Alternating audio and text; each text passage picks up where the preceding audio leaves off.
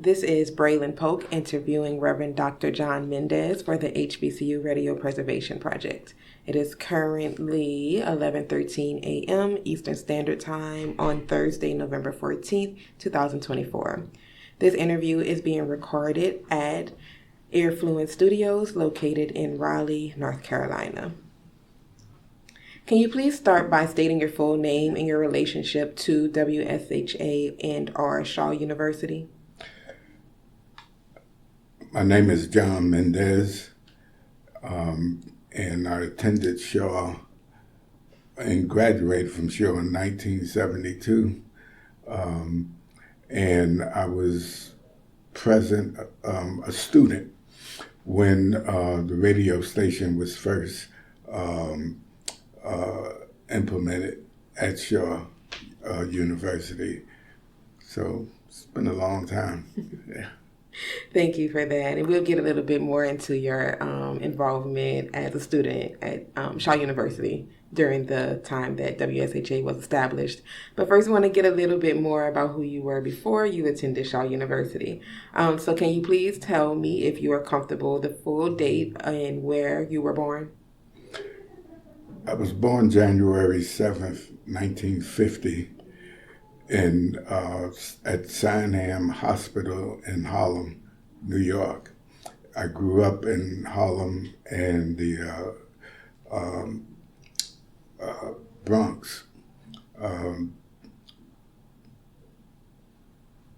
And that's pretty much where I was before coming south. Thank you for that. And I just want to say your birthday is the day after mine. So we're Capricorns. Oh, you're the 8th. I'm actually the 6th. The 6th. Unfortunately, okay. Now it's associated with, No wonder you're sitting there. So I'm sure we have a lot in common. And I'm pretty sure, we'll get into that later throughout the interview. But you said that you were born in Harlem, correct? Right. So that's in New York and in the Bronx. Can you tell me about what that community looked like and some of the people who raised you? Oh, I had a rich history as far as in acting. I initially was basically always a bright kid, and I was in advanced classes up until third grade, and I had a really traumatic experience.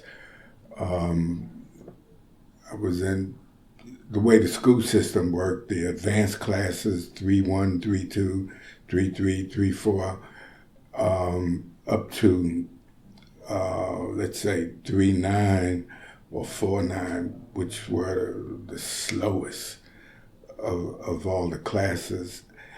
I was in 3-1.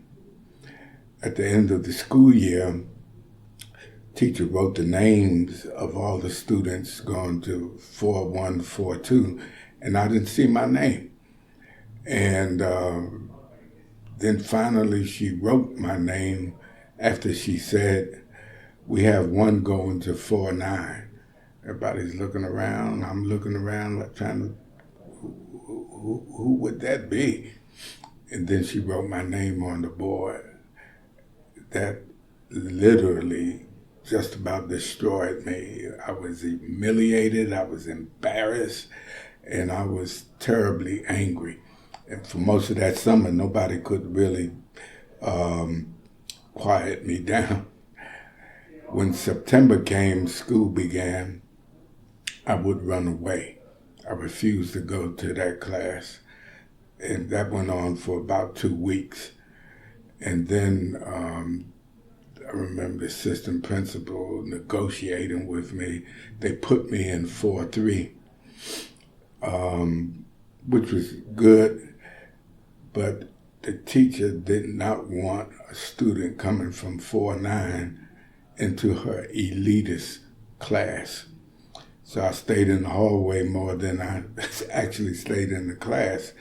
And then finally, I just totally disintegrated. And out of frustration, I remember cussing her out with every adult cuss word I could remember. And so now I know I'm kicked out of school. I was in the hallway, I sat down on the ground, and then across, sort of down the hall, was Miss Tyson, tall, beautiful black woman. Came over, picked me up, and said, "If nobody else will take you, I will." She saved my life that day. And but the trauma had already done the damage, and I was so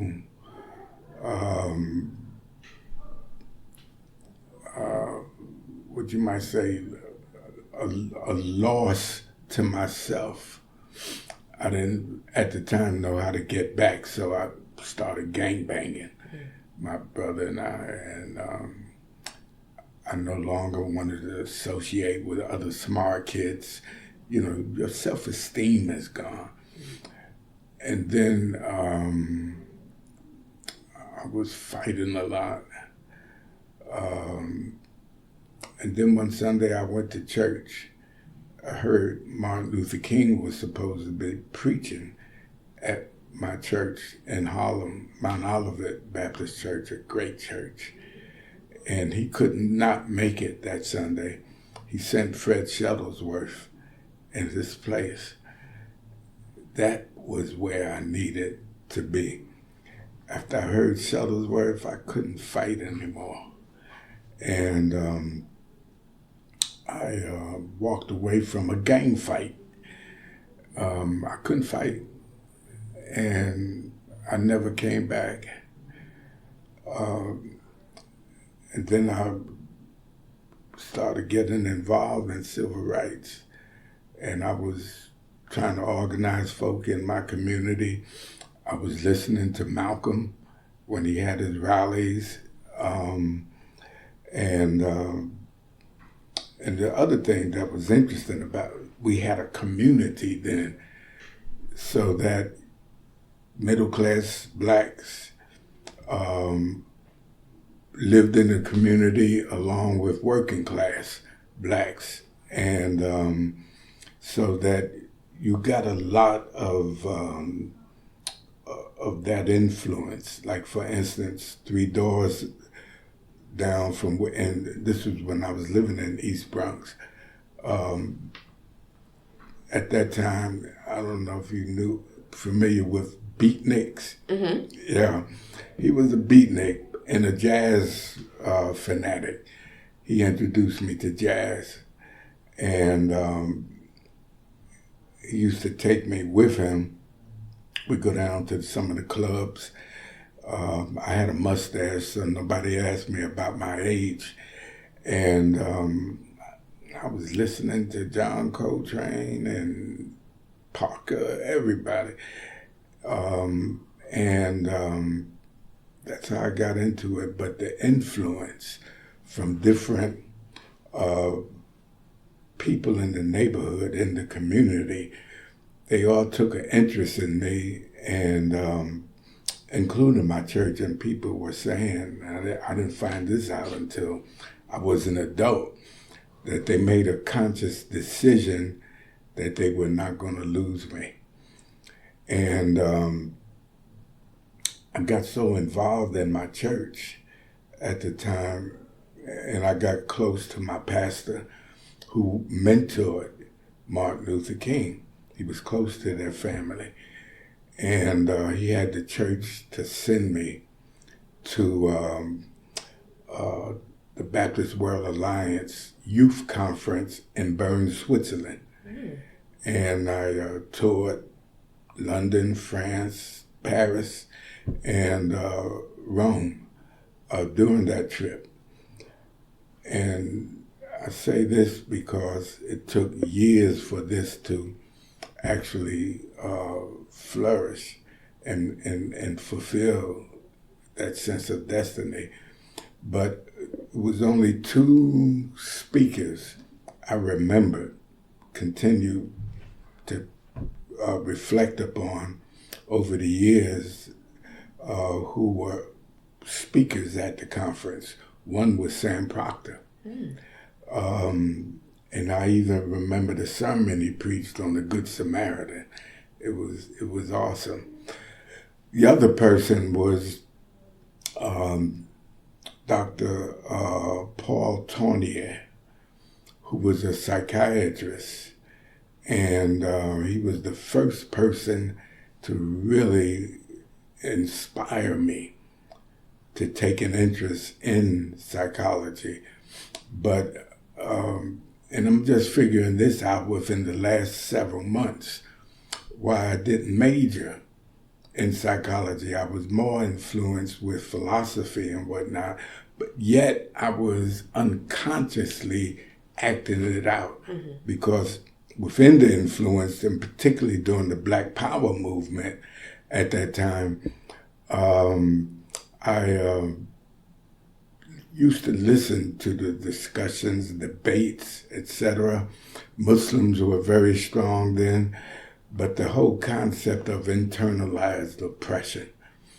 And the seed that Dr. Tournier had planted within me, I found myself engaging, even though I didn't know that's what it was, in a kind of decolonization. And I was using philosophy to decolonize, but I was acting it out in a psychological way.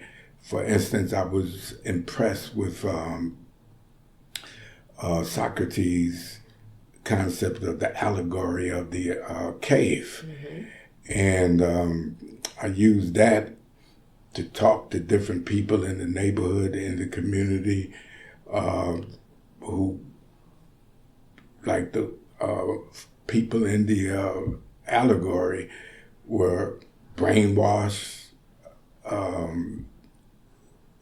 and the whole thing with internal. So the seed that Tournier had planted, I was acting it out, using Malcolm, Field Negro and House Negro as examples, for instance, of colonized mentality and decolonized mentality, Field Negro, House Negro, as such.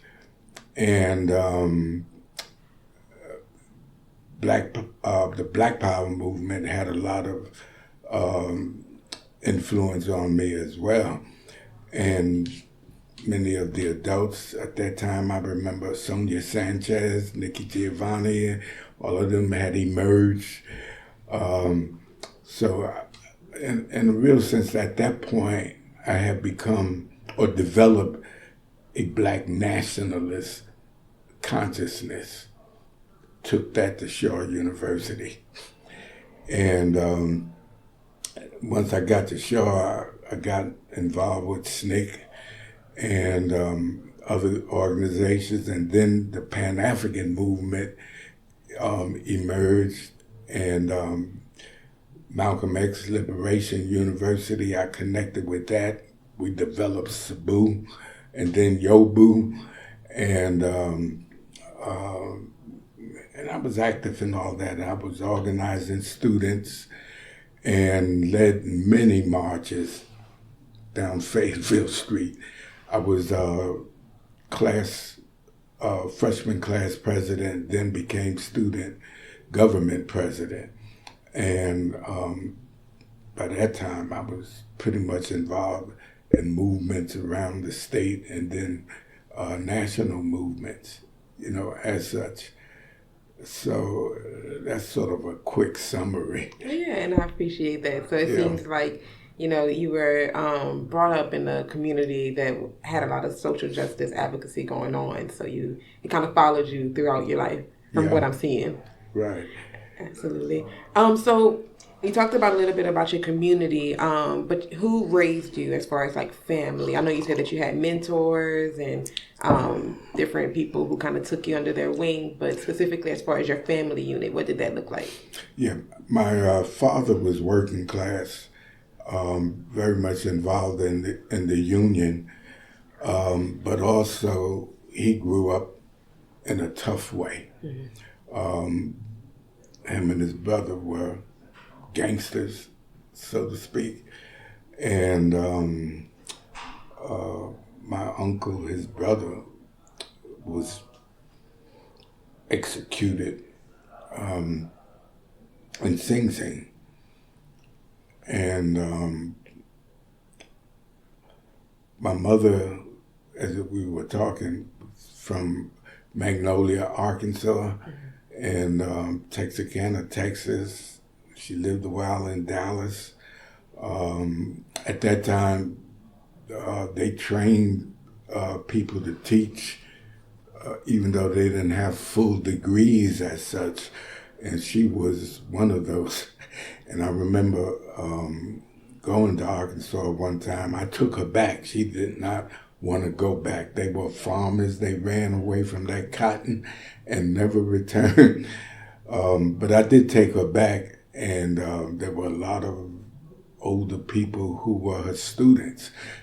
I mean, I'm saying these are adults, but I understood, the whole issue of segregation, and a lot of them could not go to school. So that was a kind of balance between my rough father, who was big in the neighborhood and well respected. If two guys were fighting, and I remember this, he came out the house, he was shaving, still had the shaving cream on his face, walked across the street and got between the two guys that were fighting and said, "You go up this way, you go back the other way." They left. Mm-hmm.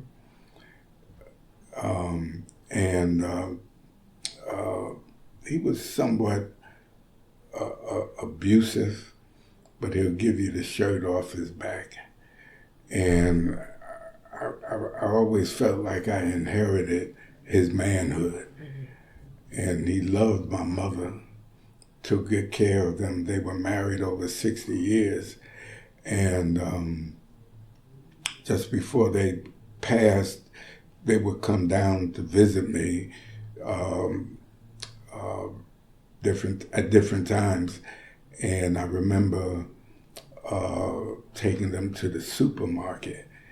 And I was outside and I was watching them, and even in their old age, he was so gentle with her and continued to take care of her. And he drilled within us, right or wrong, you never disrespect your mother. Mm-hmm. And I grew up with that. And I learned to appreciate Black women through my father, but also through Mrs. Tyson, who picked me up that day and said, "If nobody else will take you, I'll take you." And I just had this special affinity and love for Black women because of that. And early on, before the whole liberation, piece developed and whatnot, I always respected and appreciated Black women. So the kinds of values that emerged in the family, my mother was involved in civil rights to an extent. And when I was a kid, she would keep me informed as to what was happening with Dr. King and the movement and all that. So a kind of radical consciousness was there, within the family. And we were raised and taught to fight racism. And I did, you know.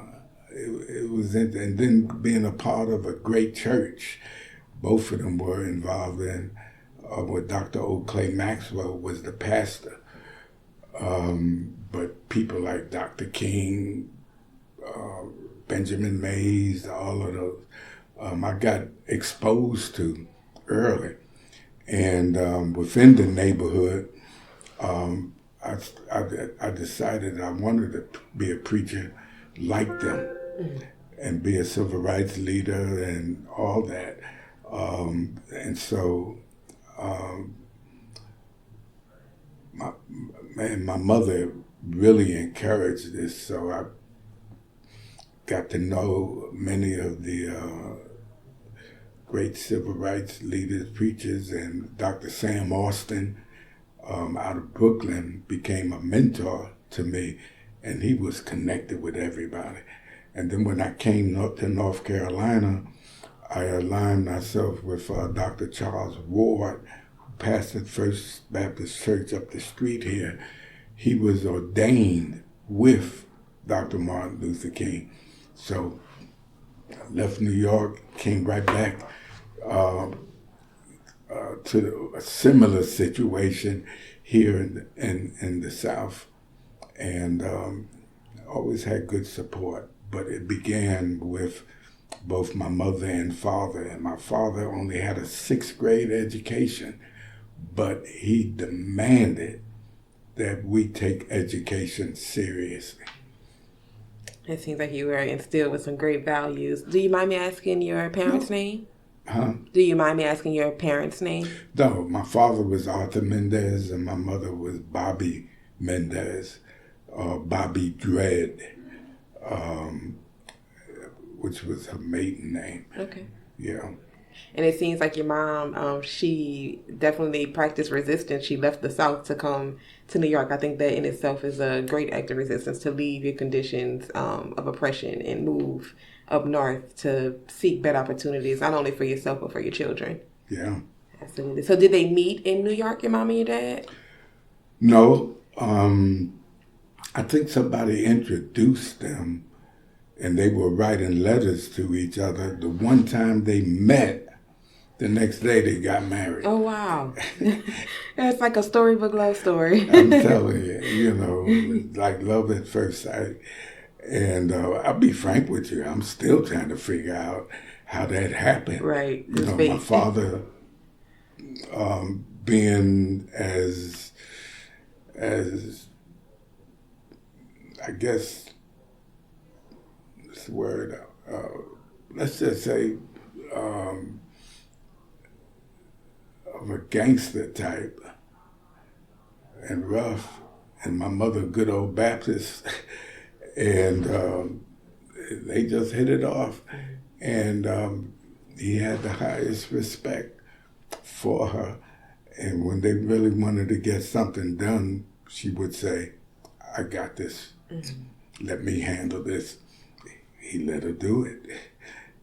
So he had like shared authority, basically. Yeah, I mean, exactly. Mm-hmm. And she knew how to handle him, work with him, and she knew he had a bad temper, and she never, as far as I could remember, fanned the flames on that. Mm-hmm. She always would wait. She said, I'll pick my time. Right, you got to pick your battles wisely. Exactly. Absolutely. Now, was your father from New York as well, or? Yeah. So the story goes, we're not clear on it. Okay. His mother was from Puerto Rico. She was Afro-Puerto Rican. And he says he was born in Harlem Hospital and whatnot. But the more we do research and all, we kind of think they came from Puerto Rico here. But it's not that clear at that time, including with my mother. Age nobody knew their age, really. Weren't any like birth certificates or anything at that point, so. Nah, they were just things to white folk. Right. Objects. Right. You know, not human, so you don't need a birthday. It just shows the level of dehumanization. So they did a lot to survive. And I see it more clear now. And so that's where I leave it. Yeah. Yeah. Thank you for that. I appreciate it. So did you have any siblings, or were you the only child? I forgot to mention that. I have two brothers, the older brother and the younger brother. Okay. Yeah, and we all grew up in the same household as such. I was first generation college. My young brother went into the Air Force because we were gang banging, and if you saw American Gangster, we were very much a part of a lot of that within the neighborhood and all, and some things I don't talk about, can't talk about. Yeah. And my oldest brother was a genius. He invented his own rocket engine in the basement of the house we lived in. I remember him walking around playfully reciting formulas and propositions and all that within physics. I mean, this guy was a genius. The Army bought his invention. We never really got paid for it. Our parents didn't know enough to get a lawyer and benefit from that. But they did take his invention. And I'm not so sure they paid for his education. He went to some special school. But he, at the end of the day, ended up being a electronic engineer. Okay. But he really belonged with NASA. That's where he should have been.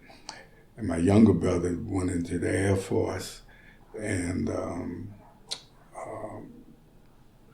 sort of developed certain skills within computer, that kind of thing. But he and I were closer because our oldest brother was about 4 years older. So most of the time he didn't want to spend time with us. But my younger brother and I are about 18 months apart. Okay. Yeah. And what were your brothers' names? Or what are their names? Oldest brother is Arthur Jr. and my younger brother is Raymond. Okay. Thank you for that. So being raised in Harlem, I mean, there's a cultural significance about Harlem when it comes to Black excellence. How was that growing up in that community with the Harlem Renaissance happening about, 20 to 30 years before you were born?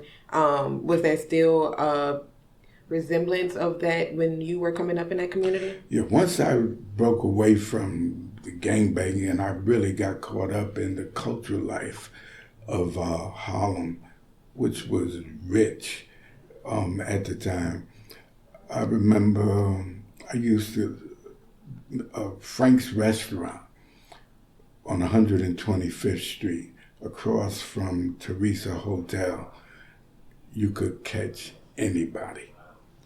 I used to remember seeing James Baldwin and others. I met Malcolm X. I met Muhammad Ali. After he won the championship, standing in the doorway of the Teresa Hotel, telling jokes and laughing and carrying on. And I remember going up to him and introduced myself, and I could not imagine how big this guy was to be able to move the way he did in the ring. But he was so funny. And then I got involved with a lot of music, and then there were a lot of black nationalists. And one of my earliest influences were some Garveyites who had been a part of the Garvey movement, really exciting individuals. And I got introduced to the Coptic church at that time. So when I started pastoring, I traced our Christian faith back to Ethiopia and not to Europe, as such. And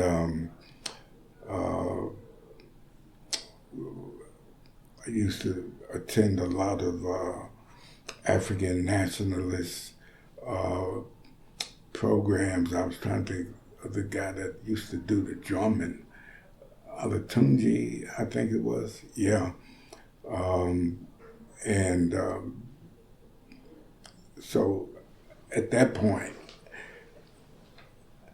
I was decolonizing while at the same time developing a nationalist consciousness. Gotcha.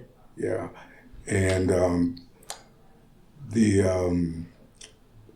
what was most influential in Harlem was the bookstore on 125th Street, which was managed by the Mashaws. I used to go there and let them educate me. And they would spend hours, they had a great bookstore. And Malcolm and Farrakhan sometimes also used to have rallies in front of the bookstore. So when you see some of Malcolm's rallies, the bookstore was in the background.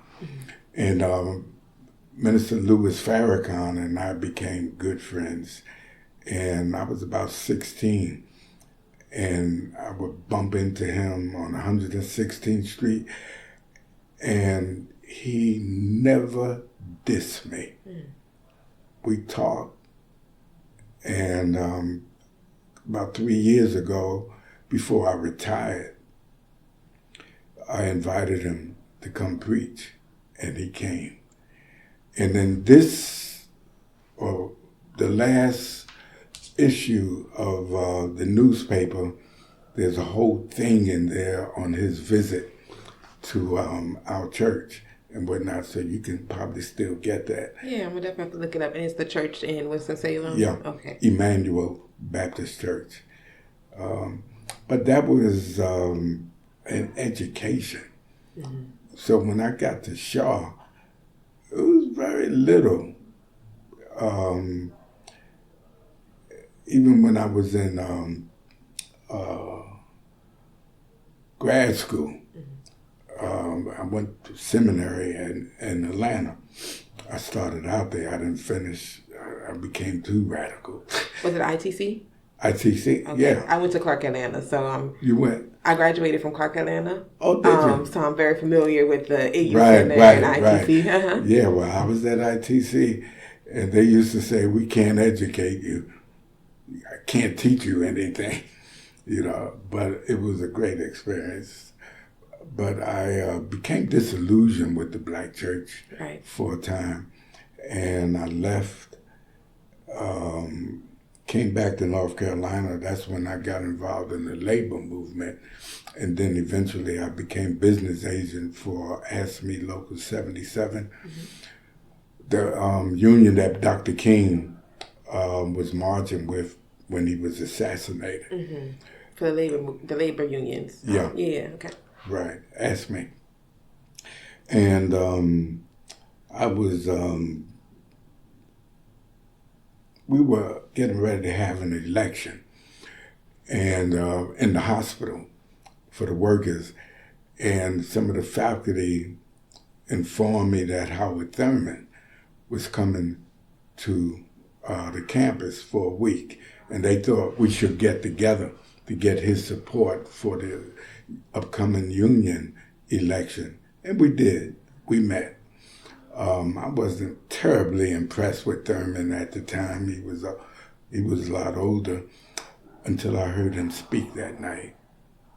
I never heard anything like it before or after. I left my job every day for 5 days to go hear him. And I told my supervisor, you can fire me, I don't care, but I'm going to hear Thurman.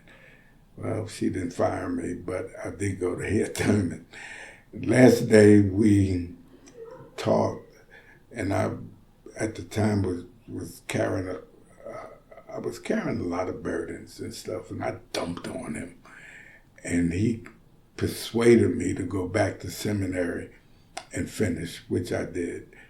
And I will always remember him. And what I remember most about Thurman was his ability to listen. Mm-hmm. It was as if he was looking through you and could see just what you were feeling, what you were, which contributed later to my psychotherapy experience, which was another aspect. But that goes all the way back to what I was saying earlier. The seed that was planted did not bloom until maybe 50 years later. You never know what can be kind of like the seed that is planted. Exactly. And how long. It's going to take a while. I think of it as like a tree. You know, it takes some time for the tree to grow, but you had those seeds planted early on so that it can blossom. Exactly. And that's what happened. Mm-hmm. Yeah. Thank you for sharing that. So you were in Harlem and in the Bronx, you said, right? That's where you were raised. Right. And then you decided to make the decision to move down south to attend Shaw. Was there anything in particular that made you choose that university to go and study at? Yeah. I wanted to go, well, I didn't graduate from high school. Okay. I was in my senior year. I wanted to go to college. My pastor wrote a letter for me, and I was admitted to Bishop, but it was far away in Texas.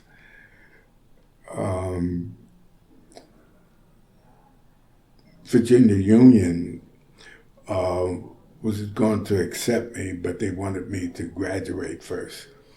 Well, my guidance counselor at DeWitt Clinton High School wrote a letter for me. I wish I'd have kept that letter. But I remember what she said, that this student's manuscript in no way represents how brilliant he is. Shaw took me on trial. Wow. And it was Dr. Fleming, I remember, who responded. But Shaw was where I needed to be. And you know the strange thing about that? My mother had a little book on black schools. And this was long before I left New York. But I remember looking through that book, and I was always focused on Shaw.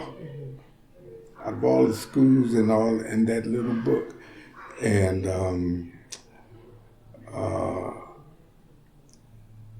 Shaw was me. I was ready for it. And I wanted to be a part of the movement. As I mentioned, my experiences with many of the other pastors in New York were influenced by Black power, and then later Black theology, you know, as such. And I came to Shaw as a minister, but as a radical minister as such. And by associating with Dr. Charles Ward, who was somewhat militant in his own way, because, like I said, he was ordained with Martin Luther King. You know, I said, so I stayed in those circles. And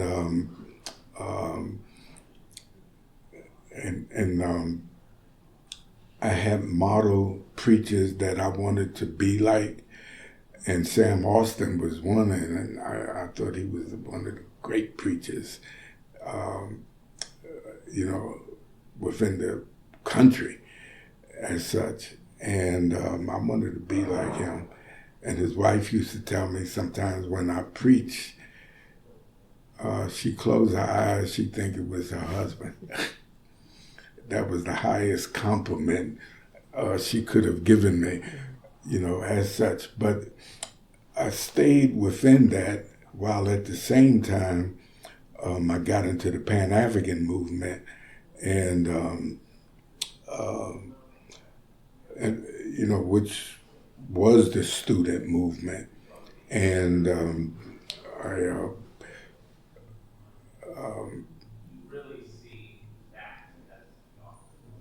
I guess we ran Nelson Johnson,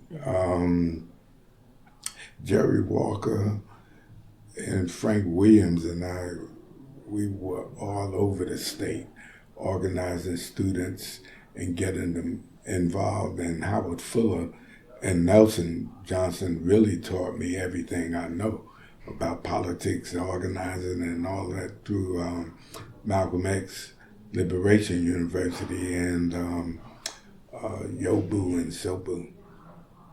So it seems like you had a good foundational understanding of, Black issues as far as advocacy, social justice prior to you coming to Shaw. And Shaw has a history of that with SNCC and different things like that. So it seems like you said, you were supposed to be here. Exactly. It was because Virginia Union did not have that kind of environment, and they were almost anti-movement. Mm-hmm. Same thing with a Bishop, in Texas. They were producing preachers that liked to hoop, but not get involved in anything. Shaw had it all. Mm-hmm. Mm-hmm. So you, like you said, you was destined to be, even from with your parents meeting to you getting to Shaw, it just seems like this story is a story of faith. Exactly. In a sense. Yeah. So how did it feel to move down south from the north? I know that if I'm doing the math correctly, it's about 1967, 1968 that you got here. Or was 60, yeah. Around that time. Yeah. So how did it feel? I know it's like in the wake of, the ending of the civil rights movement as we may know it, and then going into the Black Power movement. So how did that feel to come here? And then you also have that foundation of Black nationalism and being a radical. Was it different for you coming here, knowing the history of segregation and racism here in the South? Yeah, initially it was because when we were talking about the cultural life in New York, I loved the food in New York. I missed it here, and it was a lot slower. And one of the things that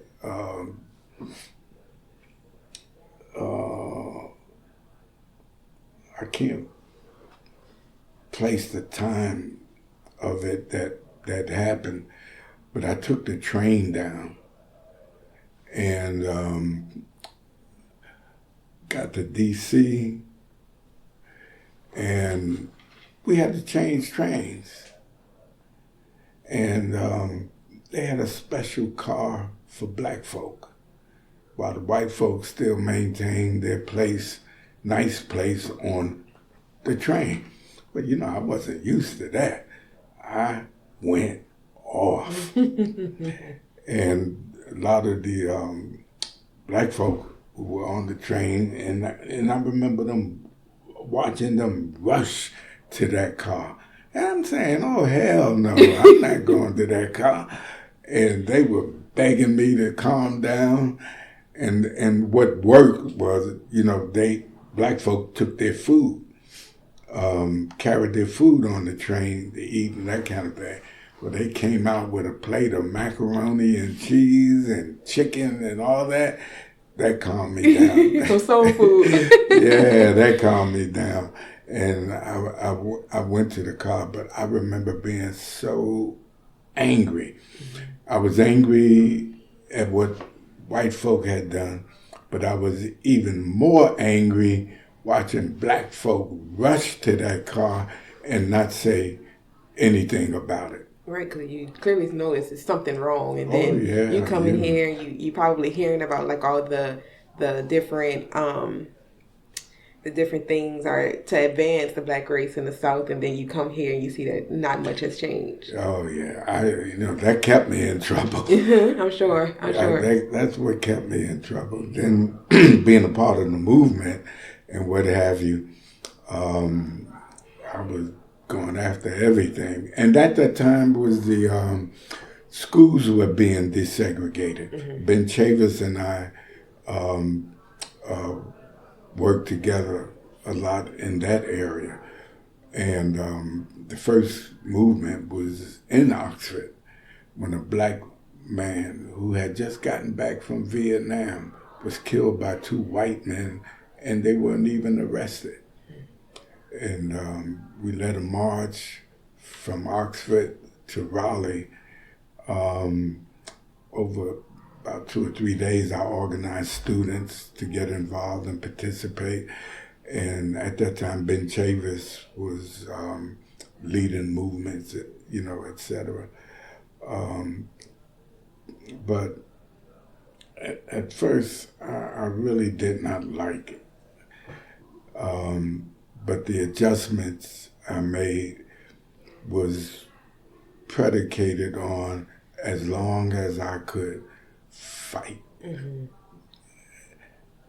And so it seemed like when you went to Shaw, you said as a freshman you were immediately involved as far as being like your class president. Did the people around you, were they kind of like shocked to see somebody like you come into the space and be as radical as you were? No.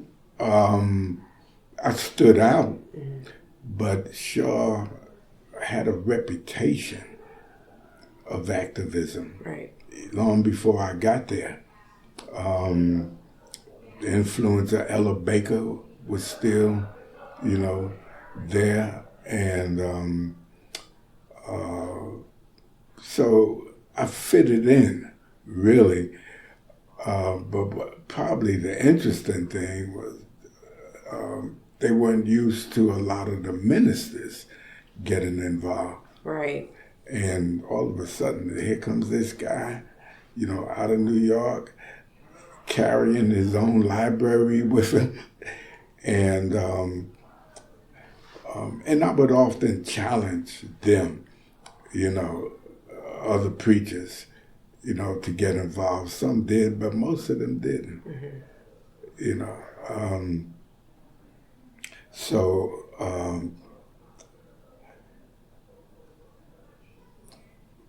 What probably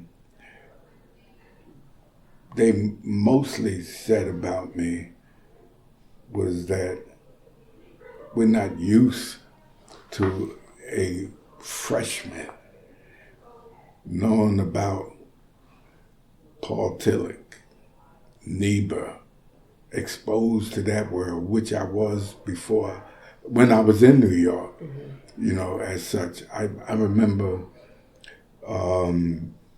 when Dr. King's book, Strength to Love, came out, and some of his other books, I read them, 14, 15 years old, 16, as such. And that was such an education and exposed me to so much because of Dr. King, and then listening to a lot of the older preachers preach who had been exposed to a lot of that. So it was passed on to me. And then when I got here, I couldn't believe what preachers did not know. Right. What they had not been exposed to, So in that way, I stood out. Mm-hmm. I was going to say, most of the time, I think that it's a perception that when students decide to attend an HBCU, they become disillusioned after being educated there. Yeah. But it seems like for you were already disillusioned before you began your education. Yeah. Absolutely. Thanks for sharing that. So as far as SNCC was involved, did you automatically just come in and kind of spearheaded your involvement with any of like the organizations that were on campus as far as like social justice movements were concerned? Or did it take you a while to kind of get involved in those initiatives? No, the situation in Oxford happened early. I think I was in my freshman year when I organized students to get involved with Ben Chavis, and that movement. So I was ready and wanted to, and then the state itself was so racist, and I knew I had to respond. I had to do something, and I got a reputation pretty quick in response to that, but I wasn't an opportunist as such. I worked with others. I realized the movement was here long before I got here. Right. So I learned to work with people. I didn't want anybody thinking it started when I arrived. Mm-hmm. No, I wanted to be a part of it. But also at that time, there were a lot of both students and non-students who were involved in the movement. And like what was unique for North Carolina was Malcolm X Liberation University, Howard Fuller at the time, who rose to national prominence as a Pan-African leader, as such. And after I got involved with all that, my consciousness moved from Black power and Black nationalism to Pan-African nationalism as such. Thank you. So you were a freshman at Shaw in, like I said, about 1967, 1968. Yeah. And I know that during that time they were establishing WSHA. Can you tell me any types of memories that you have about if you were already here or at Shaw when that station was established, or was it being established while you were a student? Yeah, it was established while I was a student. We were all excited about it. And it got off to a really good start. It served our purposes because we could easily get the word out if we were having a demonstration, if we were planning a demonstration, and we would have panels to discuss why this was important. It was an excellent way of communicating with the community as well as with students. I used it many times to get word out and to explain what the issues were. And in fact, one time, I can't remember the exact details, but the state legislature, some of the Republicans, were doing some really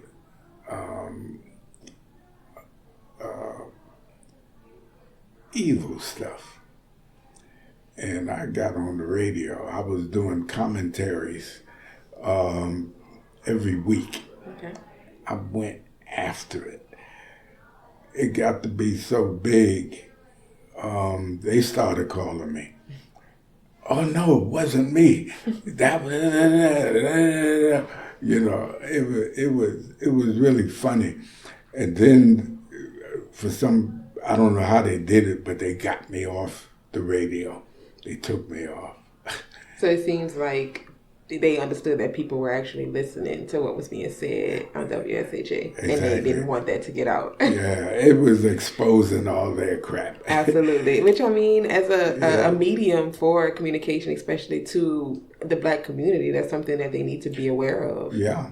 Absolutely. So, do you know if there was a specific urge for that station to be created by the students? If they felt like they needed a medium for communicating to the masses? They felt like it was theirs. Gotcha.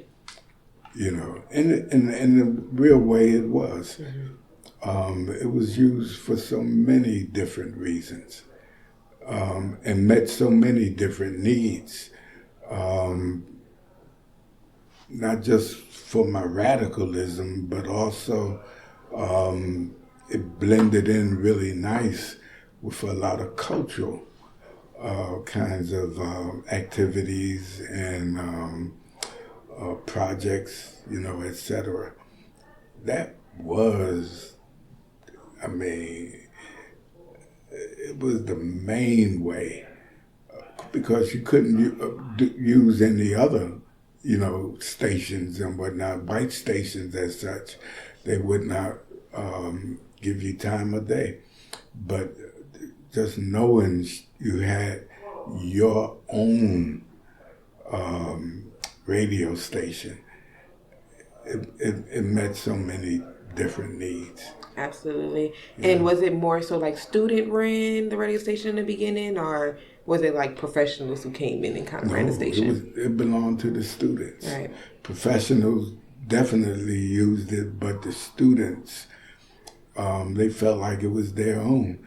And it was good that you raised that, because I was always impressed with a lot of the students who had regular programs on the radio and used it to advance various projects, etc. But it was student oriented, yeah. So it seems like it wasn't just music that was being played on the radio. It was actually the voices of the students and the issues that they found that were very important to them. Yeah. And as far as music was concerned, do you remember any types of music that the radio station played, if at all, or was it just kind of like talk radio? Jazz. Mostly jazz. Gotcha. Yeah. Mostly jazz. I know that jazz is like the voice of African Americans as far as music is concerned. So, how important was jazz to your community at that time? I know you said you came up in Harlem, so you heard. Well, there were groups of us who listened to jazz and loved it. Sometimes I would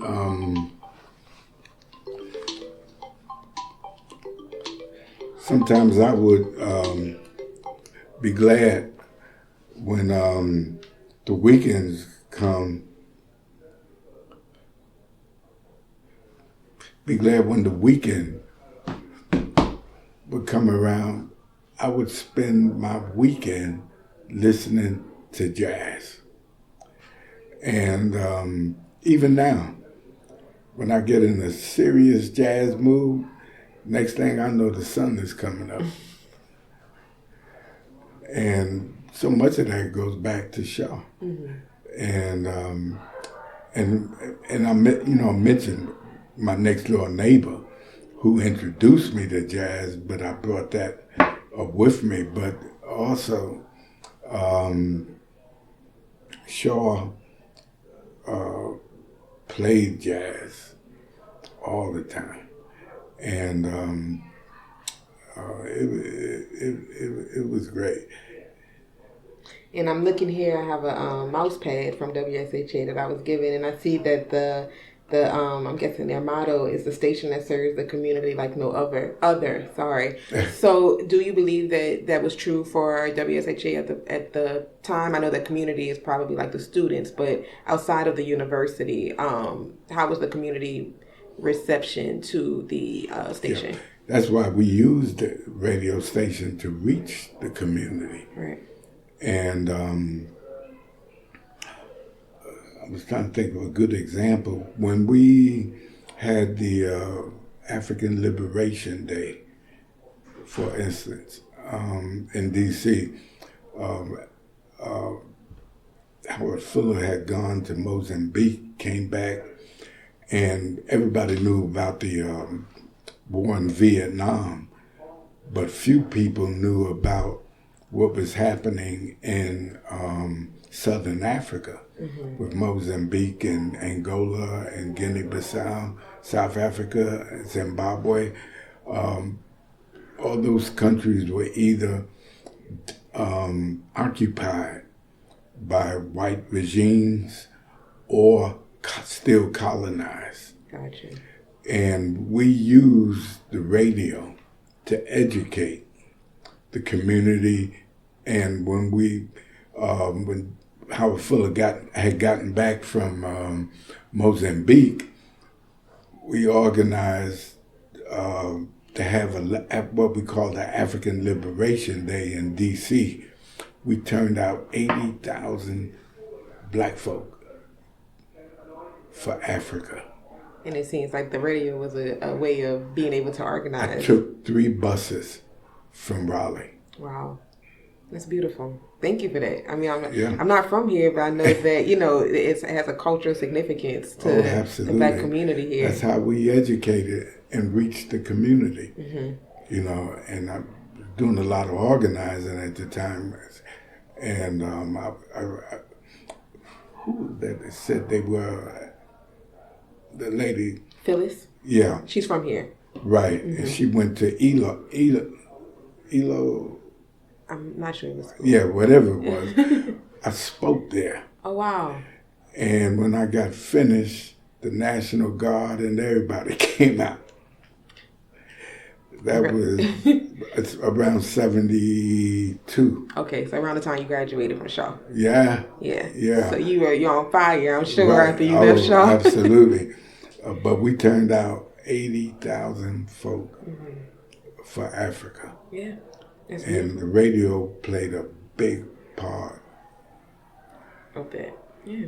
Thank you for that. And I'm glad to know that, you know, we talk about it all the time, how WSHA kind of set the stage for other HBCU radio stations, from David Linton and his, you know, involvement at the station and everything like that, and then kind of expanding that as he moved through different HBCU radio stations. Right. So it reigns supreme that, you know, it wouldn't be possible without Shaw University and all of its advocacy for black people.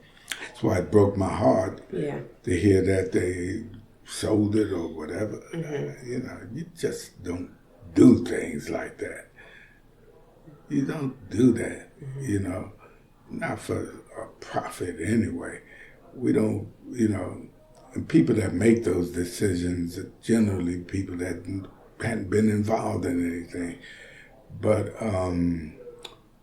you know, there's just some things you got to hold on to. Absolutely. And keep, you know, and I don't care, I'll say it, but to me that was a big mistake. Mm-hmm. You know, cut yourself off from your people.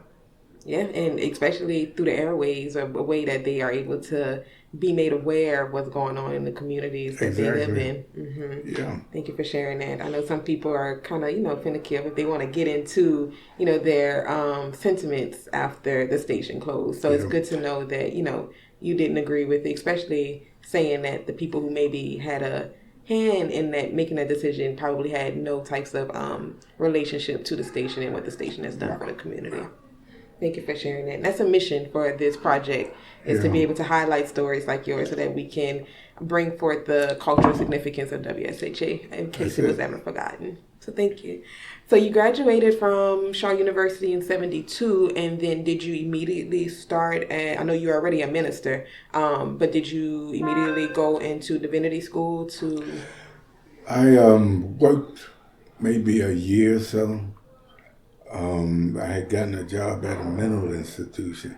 Again, the evolution of that seed, and I'm unconscious of it. Mm-hmm. You know, I'm doing all of this, but a close friend, Warren Arsad, and I were influenced somewhat by Dr. James Carter, who was a black psychiatrist at Duke. And we all used to interact. And at the time, I was reading Frantz Fanon, but mostly as a radical revolutionary. But after I really got into psychotherapy, I read him as a psychiatrist, and developed a lot of my theoretical outlook as it related to Frantz Fanon as such. But he was big in the Black Power movement, big in the Pan-African movement. But it took me a little while to get there, but I finally got there. And I read them more now and study. And schools I graduated from in psychotherapy, etc., I made sure they started reading and gave close attention to Frantz Fanon, as such. But that was, that was important. But I did go to, I worked about a year at this mental health, I can't even think of the name of it now, it just closed here in Raleigh. And I was working with a group, mostly blacks, and I was developing my theoretical perspective then and did not know it, as such. But what I did know was that psychology itself, I went directly into psychoanalysis, but psychology itself had to be decolonized. Yeah, for sure. I believe that too. Yeah, it had to be decolonized. And I was working it out I was working it out unconsciously, but it was in the actual practice that was very key. And one of the principles from the Pan-African movement, etc., was the relationship between theory and practice. And that would become really important later on, as such. Yeah, we talk about that as well. Yeah. But I just wanted to ask before we talk about like your role as being a pastor, and then I want to know, how do you define your role within social justice movements? Before I continue to ask you questions, I know some people consider themselves advocates, some people say they're activists. So I just want to know, how did you refer to yourself as you maneuver through that realm? Yeah. Probably went through several different stages, as such. As a teenager, I was so influenced by people like, for instance, Wyatt T. Walker, who was up the street from me, Adam Clayton Powell on the other end. Then the national leaders like Dr. Sandy F. Ray, Gardner Taylor to a certain extent, William Augustus Jones,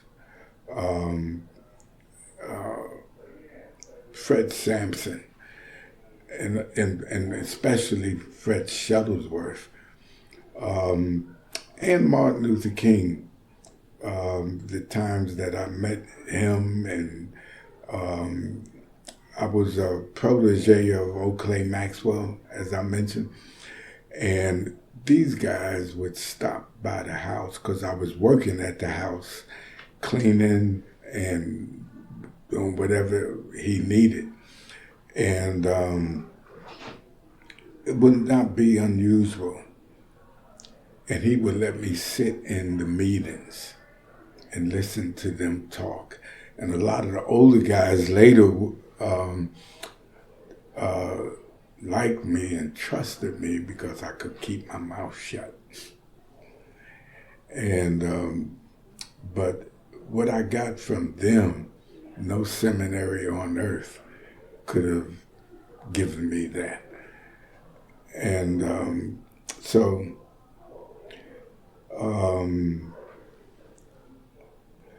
as I look back now, how fast and how much I developed prior to going to seminary. And even as a student at Shaw, I had developed a preaching reputation, and it followed me.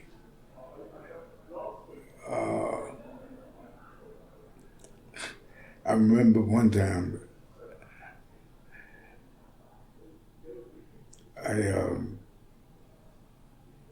we had, I think it was a revival on campus. And no, may not have been a revival, but when we preached, everybody wanted to preach in the church. I said, I'm taking mine to the campus. We're going to do it outside in front of the student union building. Meeting students where they are. Yeah. And the chaplain at the time, he opposed it. He didn't want it. He started talking about what it would do to him and all this kind of crap. But eventually, I got the okay to do it. Place was packed. And it went over really, really big, and it went over really well. And I was a social gospel preacher. I was not a fundamentalist. I wasn't trying to get folks saved as much as give them hope. Right. You know, and I was always black. By that time, black theology, you know, was at its apex. You know, and so, but I got my share of criticisms at times, and most of the guys were looking for big churches, and that I did not care so much about pastoring. It was only until after I finally graduated from Southeastern, which was the last place on earth I wanted to go, but it was the right place for me to be. In between that time, when I was when I became disillusioned with the black church, I became a Marxist because most of the African leaders, from Mandela to Mandelain to Sekou Touré to Kwame Nkrumah, Milcar Cabral, studied Marxism. So I was under that influence. And so that's why I said I left ITC. I was really out there at that point. But a lot of that fell apart. You know, it didn't fly. But when I went back to seminary at Southeastern, last place on earth I wanted to be, my professor of religion, a philosophy of religion professor, strangely enough did his work, PhD work, on Marxist Christian dialogue. That's interesting. Introduced me to Nicholas Berdyaev, who was in the actual party with Lenin and Stalin. And he ended up getting ousted, you know, as such, but he became a philosopher and a theologian who maintained his socialist outlook, as he called it, personality socialism or something like that. And I read everything he had written.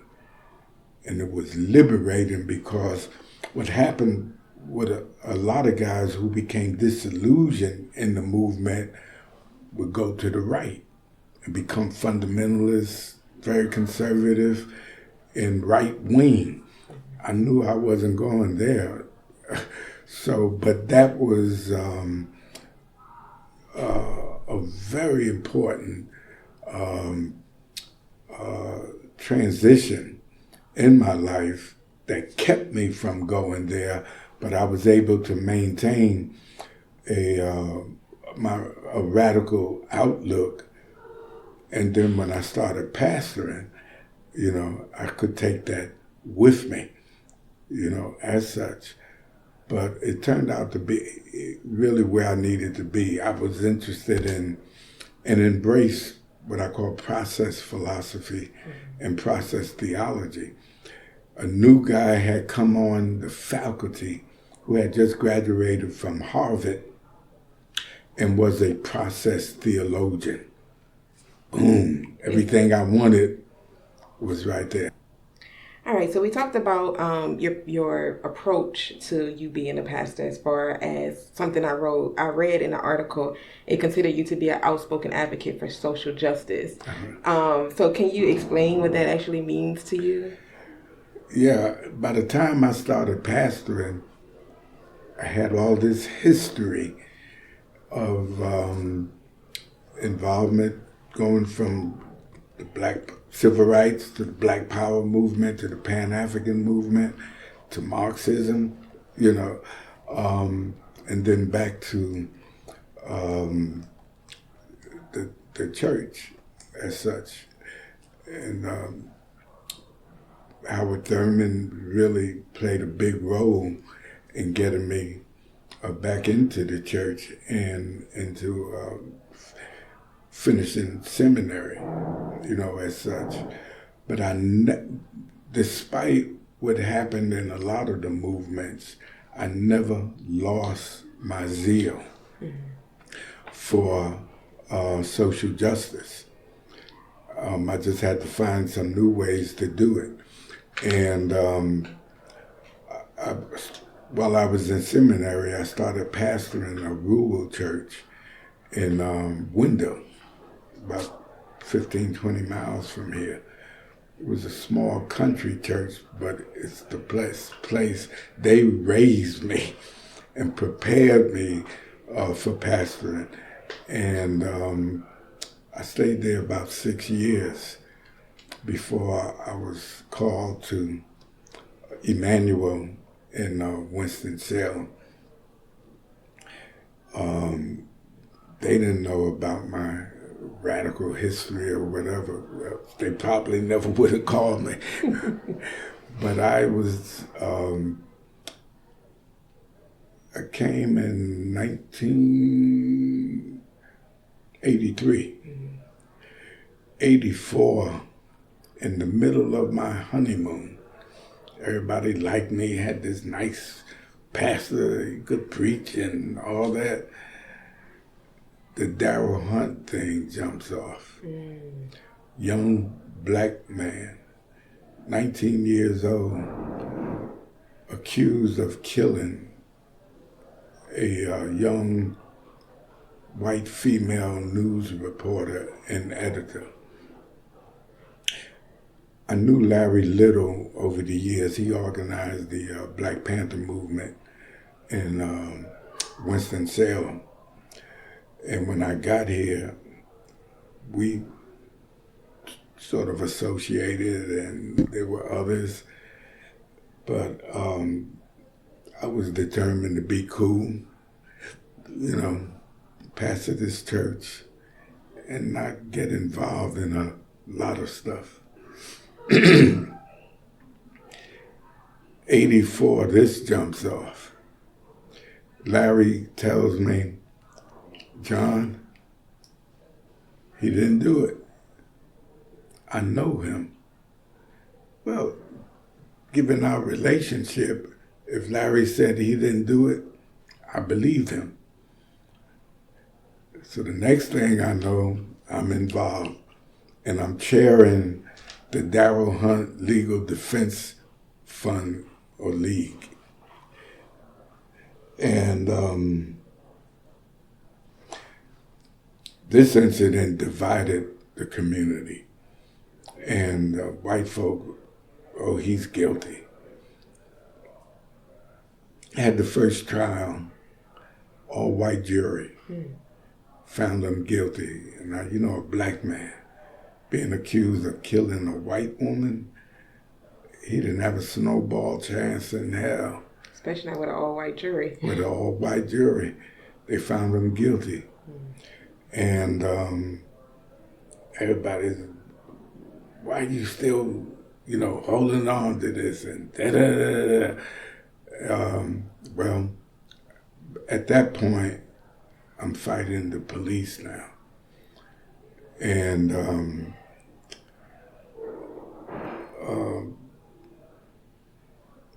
writing articles we having demonstrations, I mean, everything. And police hated me. I organized a police review board, and we won. And that's a great story in and of itself, but we won. And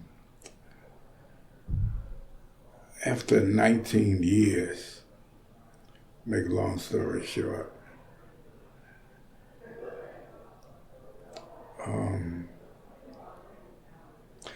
I was working with the chief of police at that time, who was a woman. She was really good, sensitive. We did a lot of work. Violence in Winston had escalated, and we were able to bring it down through a program that Janet Reno, under the Clinton administration, had implemented, and we made it work.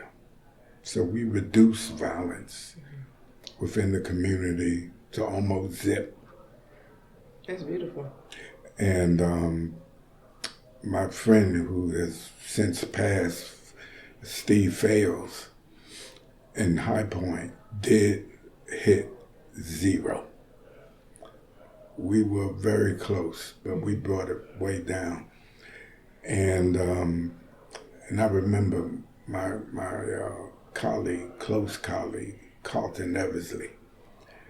I called him and I said, we need to get back on the Darryl Hunt situation now. And at that point, everything exploded.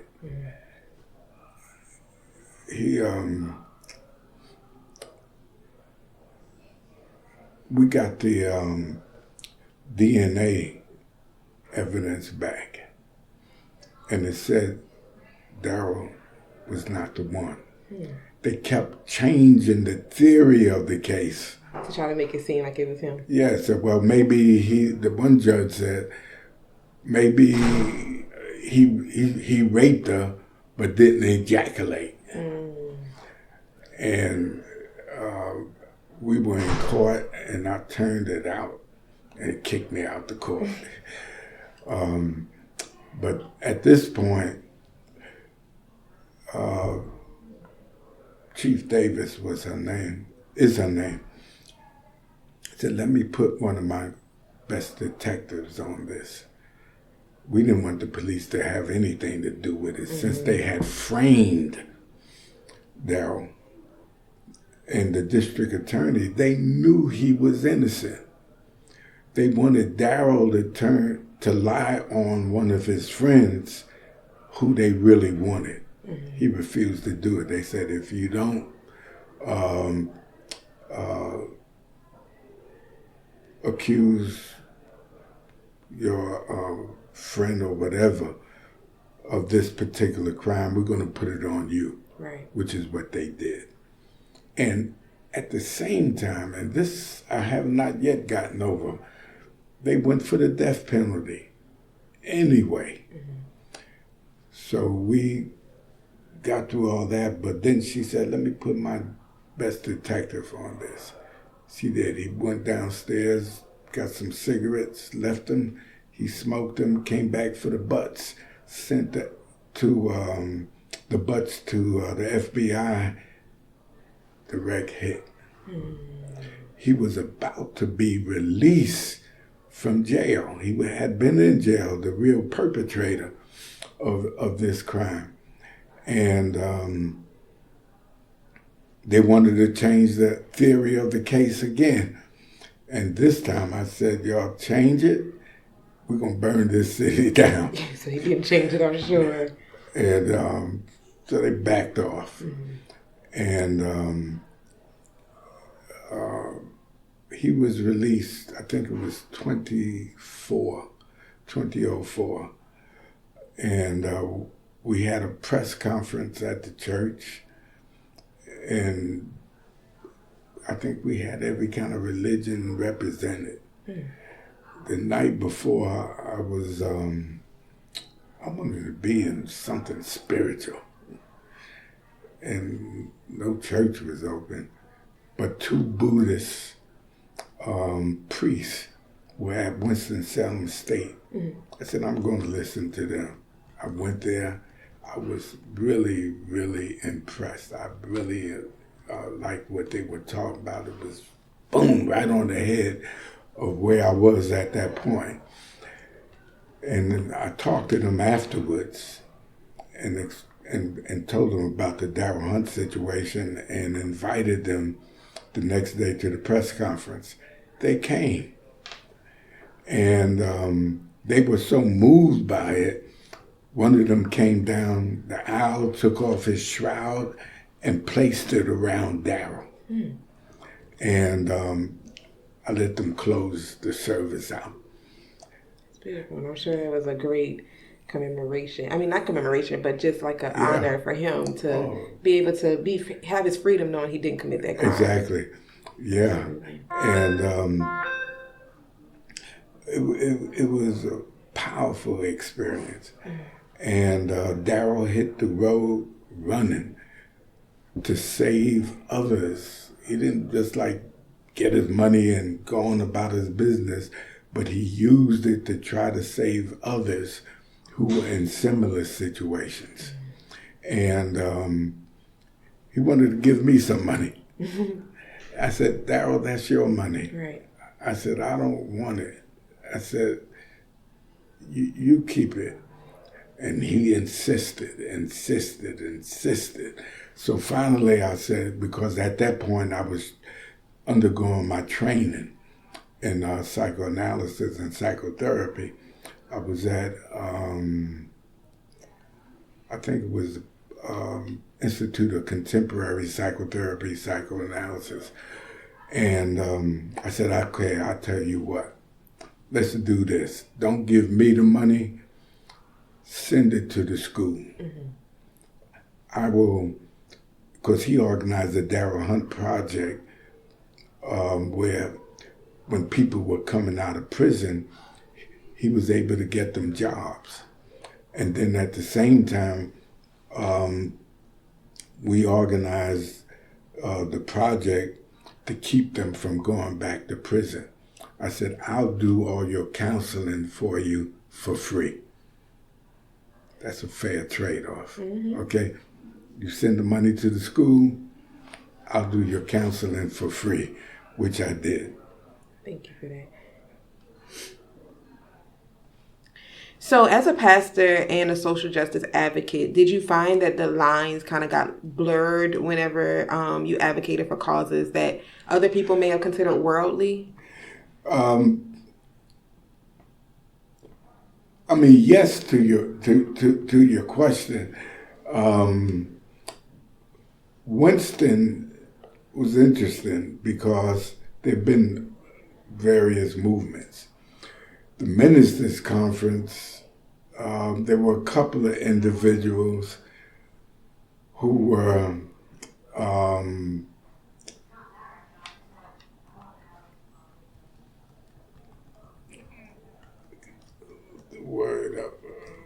more reformist kind of preachers, went along with the system and content with tokenism and that kind of stuff. Well, when I came, I was way beyond that, as such. And, and they had built these relationships with the status quo and all of that. Here I come, defending Darryl Hunt, fighting for a police review board connected to the community, not the status quo. And so I was criticized a lot, but at the same time, I was with the people. So I had one demonstration, about 1,000 folk marched with us down the street. When the preachers saw their members with me in the march, they jumped on the bandwagon. Then they accused me of being a Lone Ranger. I said, okay, you can have it. You want it, you got it. But they had a press conference. This was funny.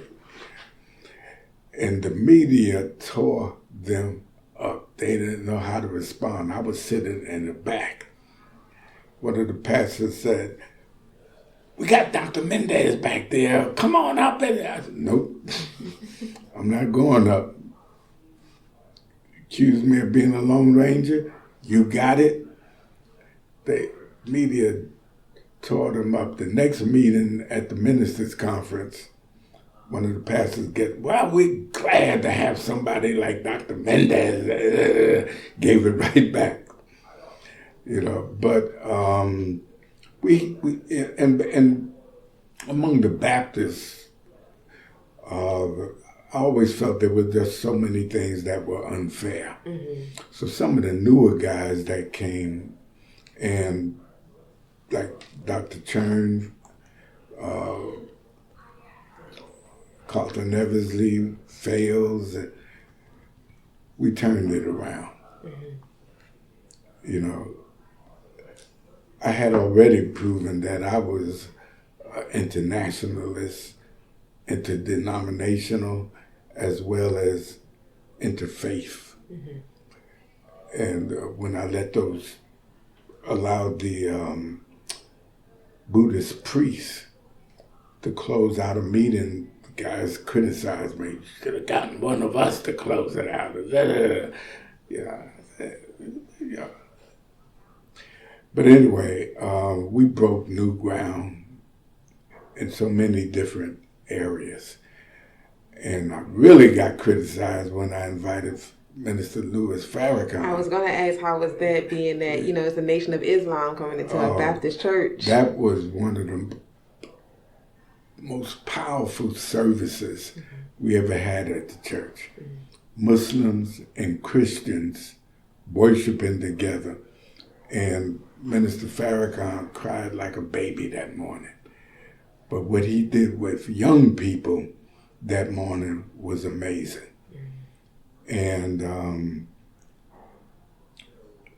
there was no standing room. Not sitting room, no standing room. When you pull it up, you'll see. It was an amazing service. And I reflected back when I was 16 years old, the time that Minister Farrakhan and myself spent on the corner of 116th Street. And like I said, he never dissed me. When I was student government president also of Shaw, I invited him to come and speak, which he did. Mm-hmm. It seemed like y'all had a good relationship enough for him to not feel uncomfortable, right, in exactly. maybe spaces that may not have been, as welcoming or inviting to him, being that it differs religiously from what they probably believe in. But I was always that way. Mm-hmm. To me, there was only one God, one Spirit that connected all of us together. And I don't care what you go through, whichever, it leads back to the same, place. And it was difficult to try to get preachers, above all, to become interfaith. Mm-hmm. But in Winston, I helped pretty much organize that. And I was always defending some families, and that's what I became known for. So people would always bring that, bring their issues and problems, and I had a good track record. Seems like it. I mean, I've read a lot about you, and people speak of you highly, so it's nice to know, and I appreciate you again for having this conversation with me. So looking at some of the social justice movements that you've been involved in, can you kind of describe some of your participation with different communities outside of the Black community? Yeah, my primary work has been with Native Americans, indigenous people, particularly the Apaches. When I was working with the National Council of Churches, there was a Lakota woman. We used to call her the Lakota woman, who really pushed me to get involved. And we went to Pine Ridge, and at the time I was teaching a course in world religions, and I included both African and Native religions next to so-called major religions, right? As if these other religions don't matter. But anyway, I visited Pine Ridge and followed the steps of Black Elk, who was a very, very famous medicine person and warrior. I took my daughter with me at the time, and she and his great-great-great-granddaughter became close and good friends. But it wasn't until I got to the Apaches. At the time, they were fighting to save their sacred mountain, Mount Graham, where the University of Arizona, some telescope group out of Germany, and the Roman Catholic Church put 2 giant telescopes right in the middle of their sanctuary on Mount Graham, desecrating the sacred site.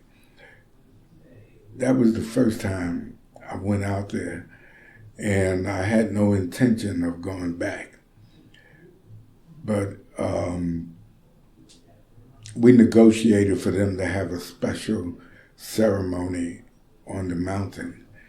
And after we had it, the old ones said to me, "Go into the telescope and we can see through your eyes." And I did. And when I came out, everybody was dancing, pollen was flying, and the medicine person turned around and did something like that.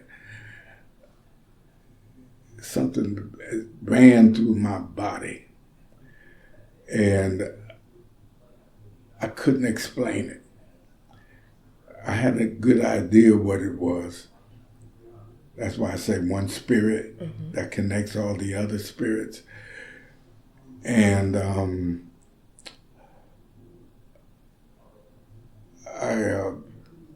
I'll tell the whole story real quick. I met Winslow Nosey, who is the Geronimo of that movement and his people. And he's been fighting for years to save the sacred sites and rights and all that.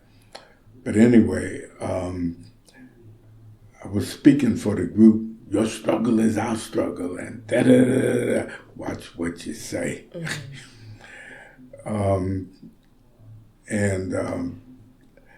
I felt ashamed afterwards. I'm trying to talk to folk, and, "Oh yeah, that's nice, that's good." That was the end of it. So I got back to North Carolina, maybe about a year later. Sammy, the Lakota woman, calls me and says, "They want you to come back out." "Oh, I'm not going." "No, they want to talk to you." I said, "Nah, I'm not going." Then every morning, a wolf appeared in my dream and kept waking me up. She called back again, and I told her, I said, "Did you send a whammy on me or something?" She laughed, and then I told her about the wolf, and she said, "That's interesting, because that was Geronimo's power sign." I dropped everything I was doing, and I went back out, and I must have got there maybe 2 a.m, and I didn't know Winslow that well, but I knocked on the door. he opened it. They would get him ready for the sacred run, which was that morning. So he didn't know me from Adam. And he said, yeah, come on in. And then his daughter says, he can sleep in my room, which I did, and she slept with them. Got up the next morning, and he had no idea who I was. I said, Winslow, anything I need to do or you want me to do or whatever? He goes, yeah, get in the back of the truck with the kids, which I did. And I was having fun. Then I had just built a new church, and I invited them to come out and be a part of, I wanted all the religions represented. And they came. He had no reason to come, but he came. His mother came with him, very powerful, holy woman, and the children and all. And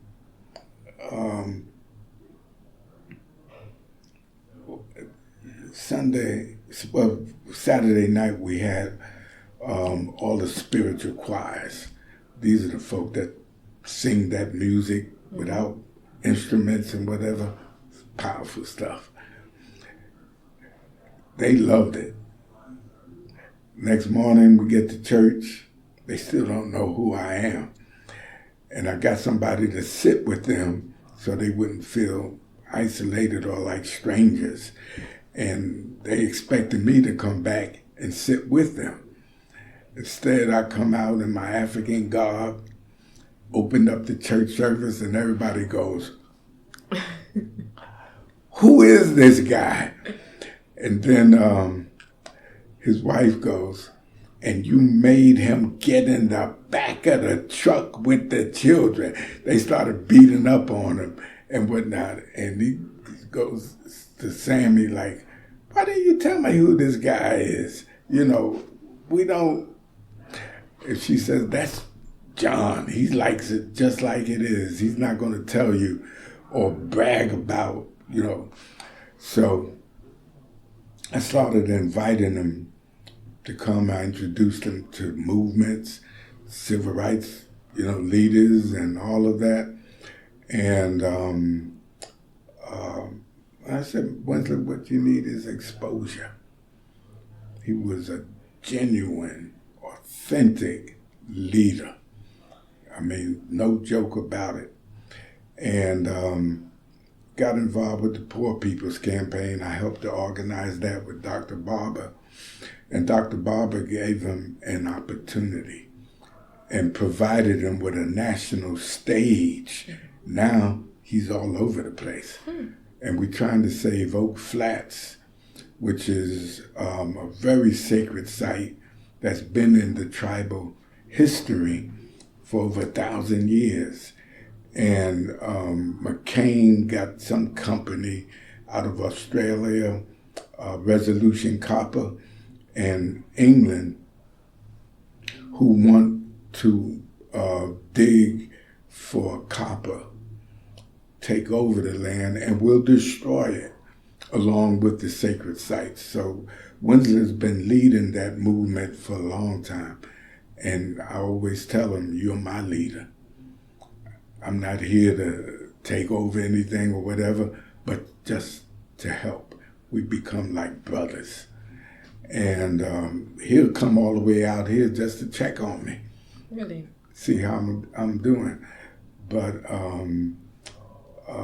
that experience, I've adopted so much of their religious traditions. It's been really special to me. And his stepfather, who was a medicine person, you know, was very important to me. And a lot of other, and his mother especially, who she just passed not too long ago, but she actually, her grandmother, she grew up with her grandmother, who actually cooked for Geronimo, you know.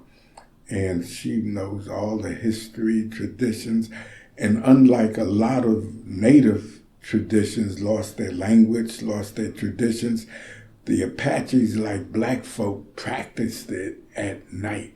So like we synthesize African traditions with our so-called Christian faith and whatnot. They did the same thing. So they still have their language, a lot of the traditions, and Winslow is very traditional and what have you. But that has been a blessing to me. And we have fought together, stood together, still fighting together. And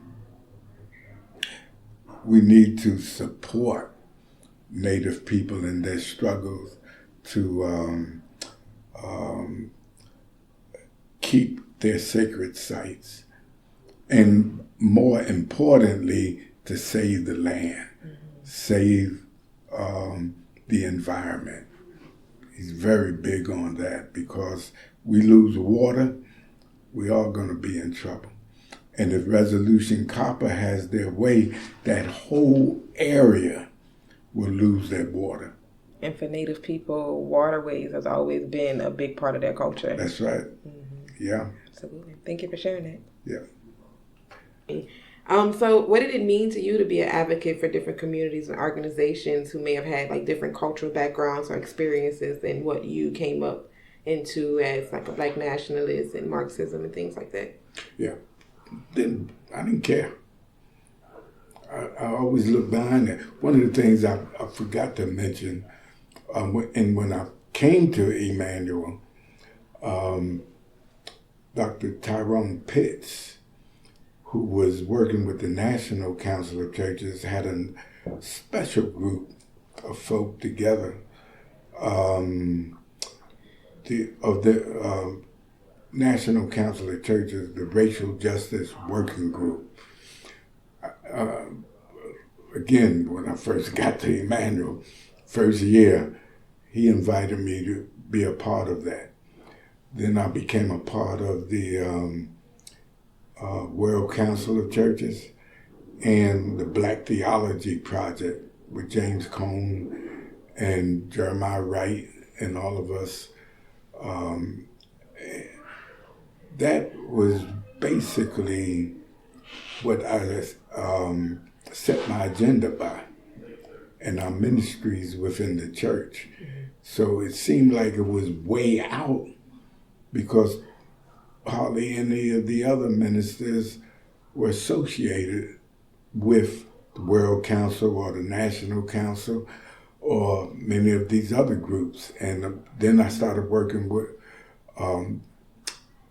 not actually working with, but supported and became a part of an honorary member of the All Africa Conference of Churches, which represented 120 million Christians on the continent.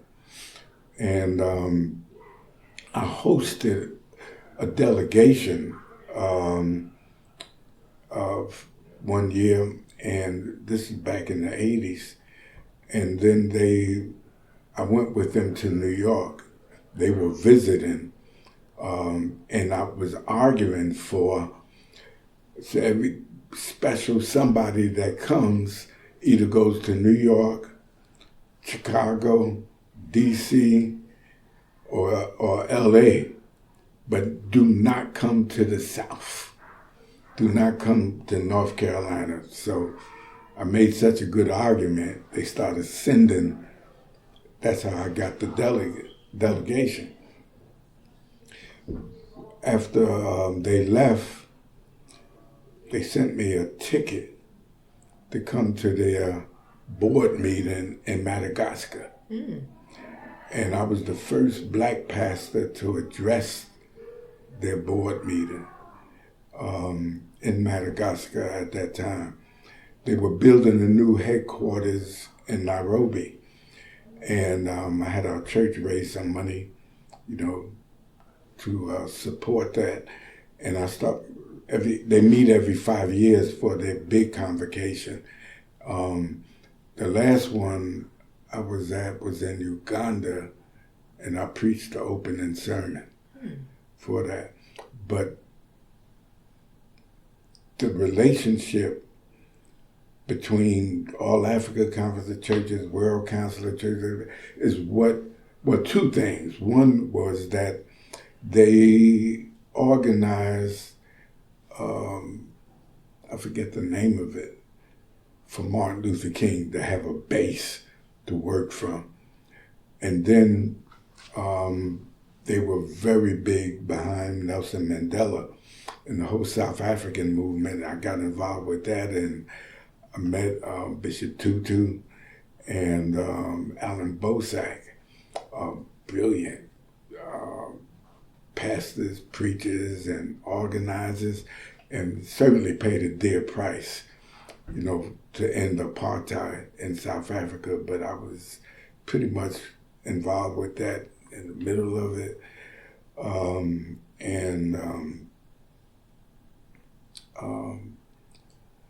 So that's what I brought to Emmanuel when I came. And that was beyond them as well. But over time, they let me be the pastor. Yeah. And we grew.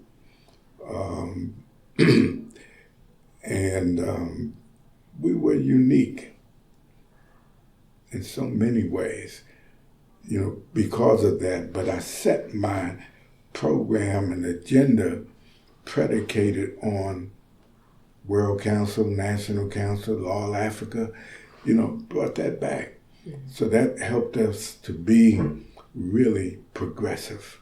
Absolutely. And I'm sure they are grateful for that as well, because not only are they getting their spirits renewed as far as like faith is concerned, but they're also getting that social justice aspect of it as well, which it pretty much impacts their day-to-day living, especially in the South. It was not unusual for me to take my congregation to the city council to fight for, like for instance, with the review board, the police review board. I took the whole congregation to one of the city council meetings. Yeah, I don't play. I'm sure they know that too, and I hope that that legacy is still able to continue on with your congregation. I hope so, but it's, people complain now, it's not the same. Of course. But this generation of younger preachers don't have that sense of social justice and outlook that we had. And is needed now more than ever. And with Trumpy Boy back in, and the number of black folk that voted for him, it just shows what we had lost over all these years. Absolutely. We've lost a lot. And my whole thing is to spend whatever days I got left to try to educate and to share. I'm working on a book now that deals more or less with psychotherapy, psychoanalysis. I did see that you have a business called, is it Mind Insight? Is that the name of it? Yeah, Mind Sight. Yeah. Oh, Mind Sight, sorry, Mind Sight. Yeah, I did read that is a side course that you have had since you retired from being a pastor. I don't know if you want to consider that a side course. Huh? I did. As I said, I had to make sure that, I was prepared to speak with you and knew a little bit more about you before I engaged in this conversation. But my whole focus there is trying to understand and liberate that whole colonial psychosis or colonial mentality, the impact that racial oppression has on the black psyche. Right. That's really my main focus. And picking up on the work of Friere and Fanon and some others, I realized how bad we need it. And those blacks that, I added the other category that oppression turns you against yourself. Absolutely. Makes you participate in your own oppression, but also identify with the oppressor-aggressor. And we're seeing that right now with what you said, Black people voting for Trump. Mm-hmm. Exactly. Absolutely. And I don't think we emphasize that enough. Not at all. You know, but when you negate yourself, you got to fill it with somebody else. Mm-hmm. It's a beautiful point. Thank you for sharing it. And I'm hoping and wishing you well with that. I would love to hear more about it or read more about it as you proceed with that. I got to finish it. Yeah, it's important work. It's very important work. Yeah. Thank you. So as we move forward to the closing section of this interview, given everything that you've told me as far as your background as a radical growing up and then being a social justice advocate and a pastor, why and what or how do you feel about Black radio as being a medium to kind of connect those things? Yeah. I listen to Winston State Radio. WSSB? Yeah. They're every evening about 8 o'clock, Democracy Now! Comes on. Tuesdays and Wednesdays, they have programs, and evidently, I don't always know who the interviews, what do you call it, interviewees? Mm-hmm. But they're talking,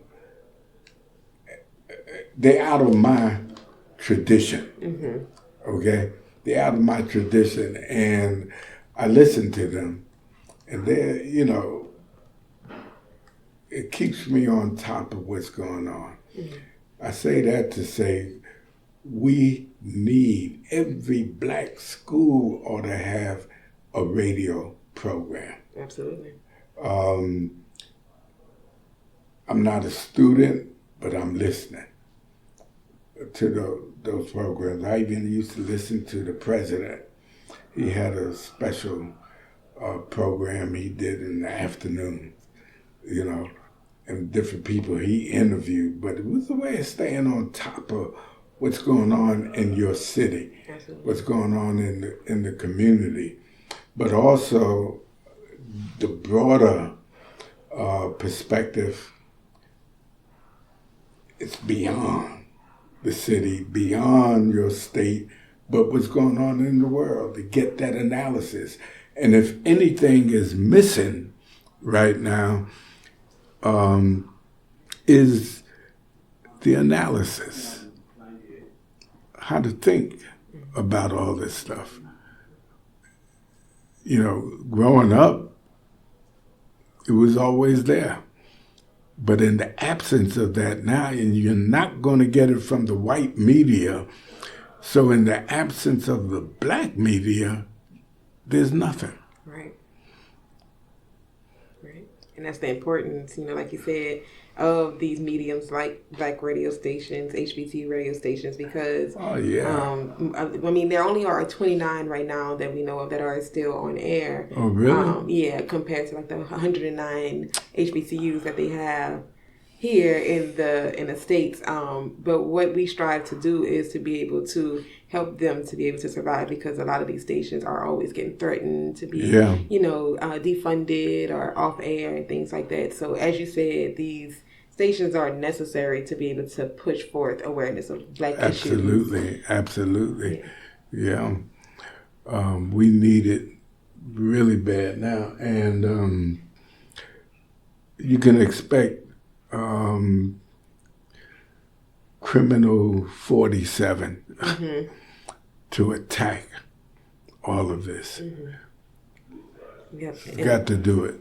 Yeah, and that's something else that the director tries to reiterate, is that, we are privately funded by the Mellon Foundation. So there isn't going to be, we're going to do the work that we can while we have the funds, exactly. Despite of what's going on with the state of the world right now, the state of the country. Yeah.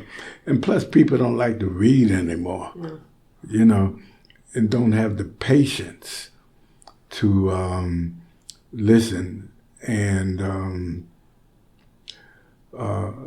learn. My thing is, before I go to bed at night, I always reflect on what did I learn today I did not know yesterday. It's beautiful, and it shows that you're a lifetime learner.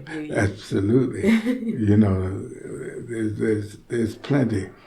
And just being here is a learning experience. Absolutely. I've learned a lot from you as well, so I appreciate you for coming out and having this conversation. Oh. So as far as your legacy is concerned, given everything that you've done in life and that you are doing, what is something that you want to be remembered for in this capacity? If anything, I would like to be remembered for, I love to hear people say, he cared. And secondly, he tried to educate us. I think that you did more than try. I think that you've done your due diligence as far as educating not only just me right now, but everybody that you come in contact with. That's those two things. That's great. Thank you. And for anyone who's coming, after you, who has a desire of being a pastor, but also has this love for, Black people and their advocacy for social justice movement and everything. How would Not the same way. Not the same way, okay. There's little pieces here and there, but they don't have that real hunger and determination to really make a difference.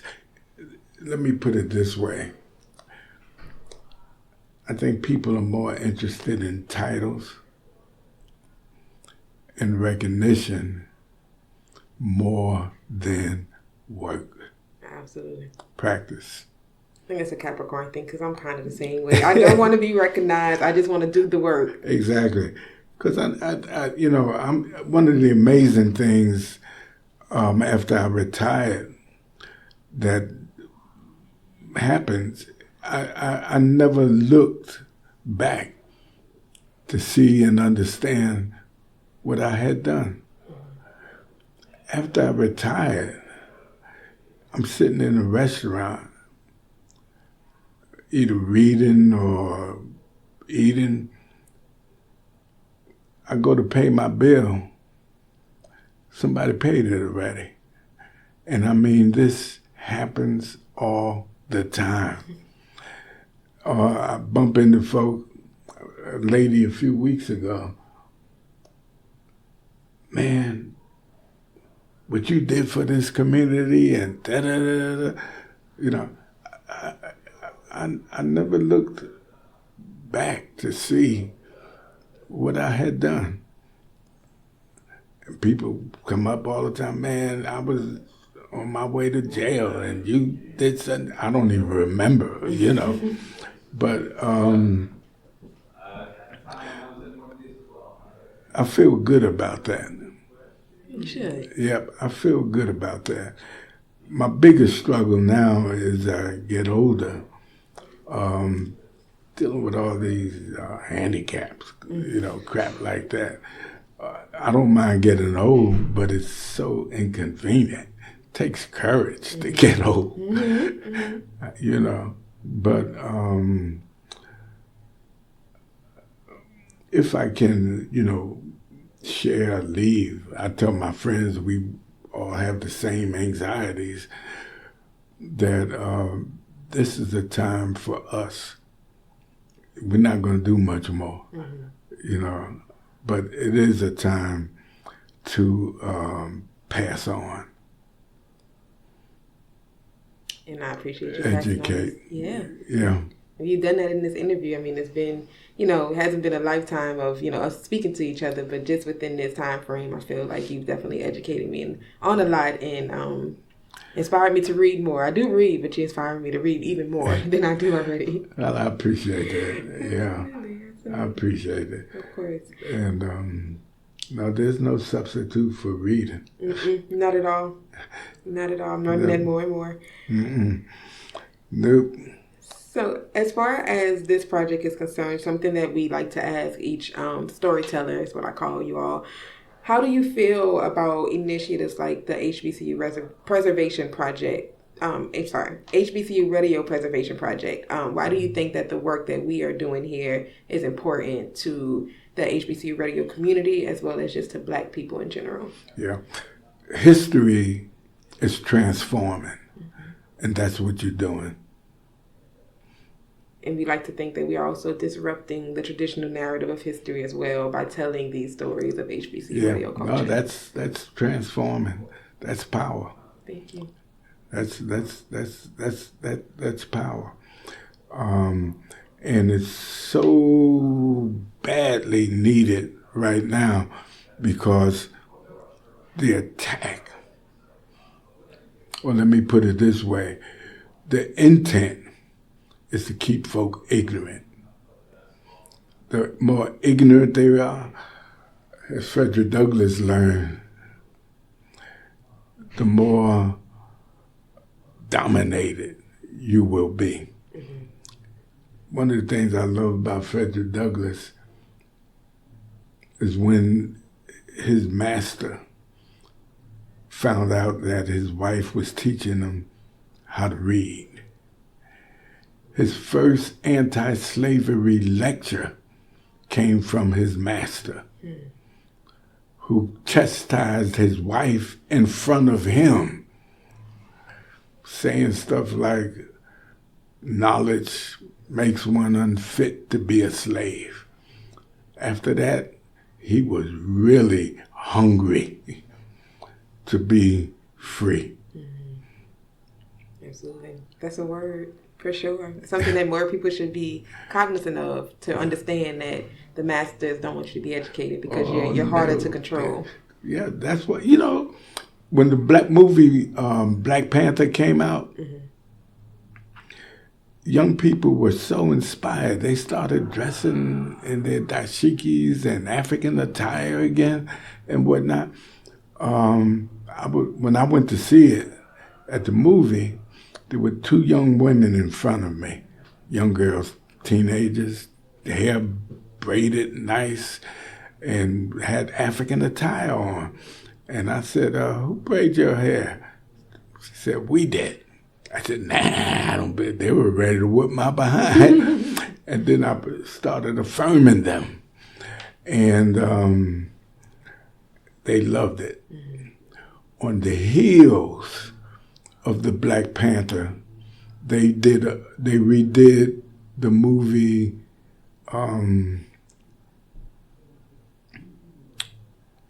The Glorification of the Pimp. It's right on the tip of my tongue. And was it with the one with Eddie Murphy? Was it that one? No. Not that one, okay. No, it was Superfly. Oh, yes, they did. They did do Superfly. Yeah, to counter. Mm-hmm.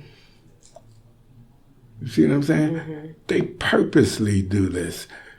That's why the radio station is so important, all the cultural stuff that we do, to get it to the people, to counter all that crap, P. Diddy and all that junk that, I still think like a revolutionary. I still think, because that's what we did in the 60s. Right. I led my church, we had a drug house up the street from the church. I led a demonstration against the drug house. The next week they were gone. You have to take your communities back. That's right. Mm-hmm. That's our community. Mm-hmm. And our community protected we never had a break-in. For 36 years I was there. They protected the church. Now, it's a whole nother story. Mm-hmm. It's a whole nother story. But that's what it's about. Absolutely. Well, thank you again for sharing that. So as we come to a close, is there anything that was not mentioned in this interview that you want to add, or anyone that you want to shout out that has been instrumental throughout your process? You named some mentors that you had. So I don't know if you have any mentees that have followed your footsteps, anything that you want to add. I can't think of it. I just thank God for my journey. Absolutely. A beautiful journey it seems like it has been. I thank God for my journey. The good, the bad, whatever. But I think, and you know what I really appreciate? The fact that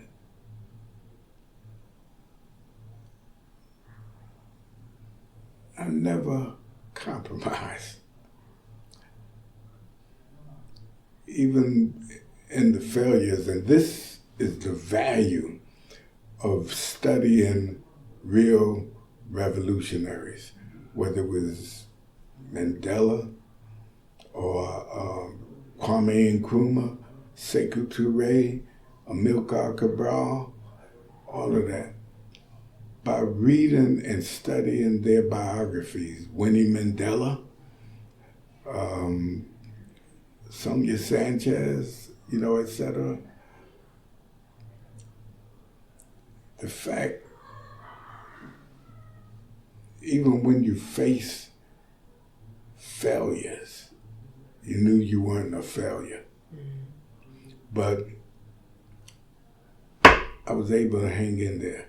I've watched guys and women drop out, go back to the system. Some of them voted for Reagan, voted for Trump, trying to fatten their pockets. I never compromised. I learned to do without before I compromised. But that's what great leaders and revolutionaries do, you know. And my church took good care of me. I wasn't greedy, but I can live now in retirement because I invested in retirement, not just wanting a big salary every week. You know, but things like that. That I'm grateful, and that's what people remind me of. So if there's anything, that's it. Well, thank you again, Reverend Dr. Mendez, for participating in this interview and today providing your story and enriching me as far as certain things about the Raleigh area that I may have not been familiar with as well.